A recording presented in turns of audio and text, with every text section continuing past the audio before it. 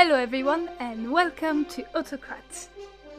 By the time this episode comes out, and by the time we're recording it actually, it's Valentine's Day! Happy Valentine's Day! Happy Valentine's Day, everyone. So what better way to celebrate than with a story from Greek mythology with a strong love theme in it? Yes, kind of, but you might want to manage your expectations when it comes to the happily ever after bit. I'm sure it's gonna be great! Everything will be fine, probably. Maybe. This is the story of Pyramus and Thisbe. This story comes to us principally from Book 4 of Ovid's Metamorphoses.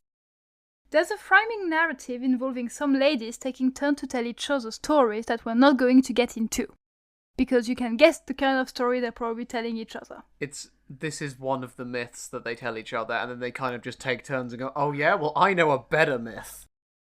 However, know that apparently this story is considered a more obscure one. Nice. So, we open with the title characters, Pyramus and Thisbe. Good start, I guess. They live next door to each other. Where? Well, Ovid doesn't actually say. And we're gonna pretend it's in London. We can do that. I was going to say I've actually worked out where it is, but yes, they lived in London, on Great Russell Street. Right near to Piccadilly, actually. It was quite nice.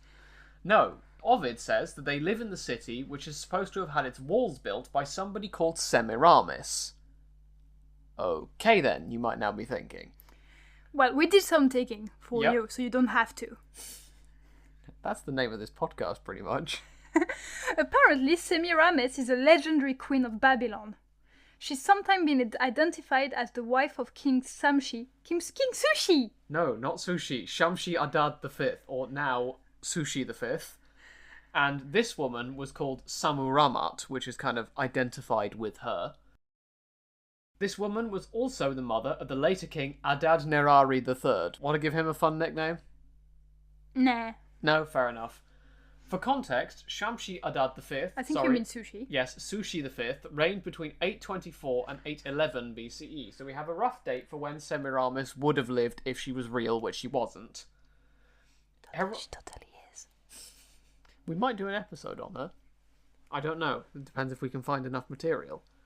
Anyway, Herodotus mentions her once, but it's only to say that another queen called Necrotis is more intelligent than her. I don't know if that means, and that's saying something because she was really intelligent, or if it's just insulting to Semiramis. Anyway, back to the story. Pyramus is supposed to be the prettiest of all men. I thought that was Narcissus. Maybe, but he's also dead and or doesn't exist yet, depending on when this takes place. While Thisbe is the most beautiful woman in the East. Again. Yeah. I don't know where exactly they're setting the borders of the East there, but whatever. They're pretty. I like the idea they had a specific region defined as if you go beyond here, Thisbe is no longer the prettiest. But if you're here, it's fine. Also, Narcissus thought he himself was the prettiest, so I guess there's that loophole.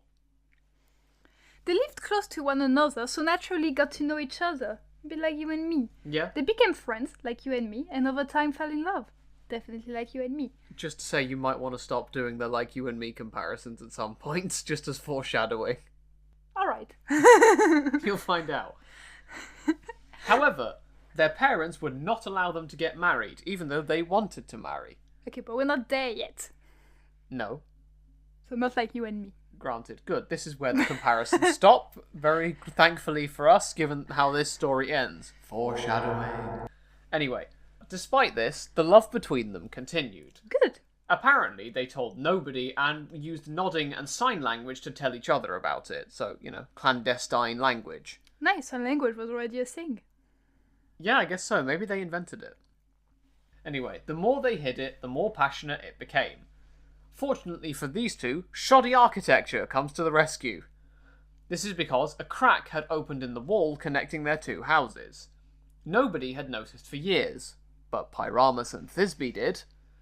They would stand on opposite sides of the wall and whisper to each other. Yes, and eventually Thisbe would go, "What?"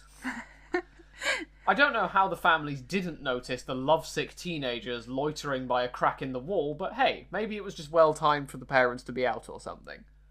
The point is, they would often lament that the gap in the wall was not wide enough to allow them to hug, or at least to kiss. Oh. When night fell, they would say goodnight. Like us. Sure. Even though they could not kiss each other, they would kiss their side of the wall. Again, That's sad. how are the parents not noticing them making out with some drywall? Now, we cut to one particular morning, and the two of them bemoaning their fate again on each side of the wall. However, they came up with a plan. When night fell, they would attempt to get past the guards, who I guess they have. So, I mean, I assume they're wealthy because of that. And they would get out of the house and out of Babylon. Sure. Just in case they got lost, they agreed to meet at the grave of Ninus and concealed themselves in the shadow of a big mulberry tree that grew there. For reasons we'll see in a moment, this tree had snow-white fruits. It is relevant, we will get back to it. Again, tangent, I couldn't let go who is this Ninus guy they just mentioned. He was thought by the Greeks to be the founder of the city of Nineveh. Mm-hmm. This is the city that in the Old Testament Jonah was so determined not to go to. You know, the guy who got swallowed by the whale. Mm. Anyway, back to you and the story. Thank you. After what felt like an eternity, night fell and they put their plans into action. Thisbe slipped out of the city and made her way to the grave and the tree. There she sat. Nice. However, it's important to note that there's a spring nearby. It's important because a lioness shows up, blood from a previous kill still on her jaw and looking to have a drink. Thisbe looks up, spots her, and understandably runs to hide in a cave. Well, you would. I mean, yeah. Now, she accidentally drops her veil. The lioness comes across it as she's walking back from her drinks and rips it to pieces. Yeah, we brought an actual lion into the studio. The budget for this episode was so much higher because of it. Also, why is the lion just immediately ripping this to bits? Is it like a cat Don't ask. No, it might be like a cat with a toy. Oh, true. It's a scaled-up Autocat. Her jaws are still blood-stained, which indicates to me that she's not doing a good job of drinking, and the blood soaks onto the destroyed veil. Yep. A short while after, Pyramus arrives. He takes one look at the bloodied, destroyed veil and the lioness in the shadow and makes the conclusion that you think he would. This gives me Romeo and Juliet. There's a reason for that. He's distraught and blames himself, thinking him suggesting this spot has caused Thisbe's death. Now, do you think he's taking this well so far? More or less. Well, he next beseeches the lioness to eat him as well, presumably a theatrical flourish because he wanders a ways away after this. So he tells her to eat him and then walks off somewhere else. He picks up the veil and wanders over to the mulberry tree. He asks it to absorb his blood as well as his love's and stabs himself with his sword. So, Pyramus dies. This is really giving Romeo and Juliet. Yeah. The white fruits of the mulberry tree are dyed purple with his blood gushing out, so this is why it's in the Metamorphoses, because the fruits of the mulberry tree change colour. Once he's dead, Thisbe shows up.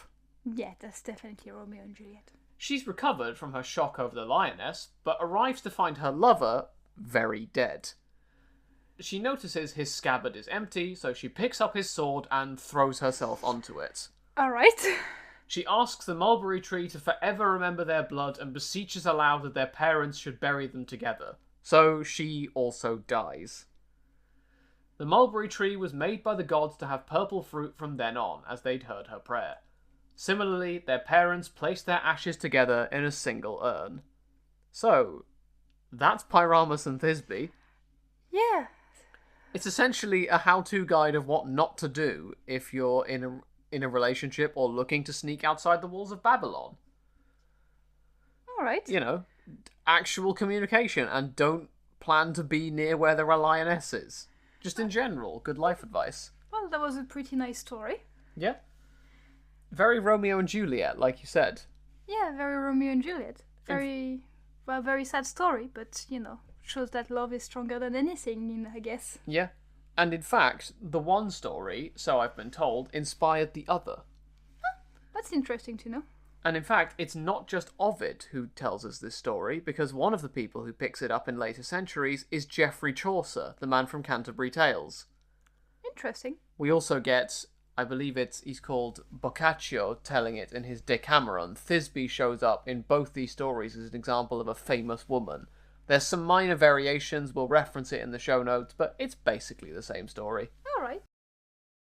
So, with that Valentine's Day fun out of the way. We hope you enjoyed today's episode. And have a great week, everyone. And have a great evening.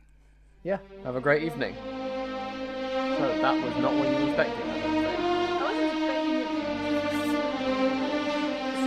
it. No, I mean, I could have told the story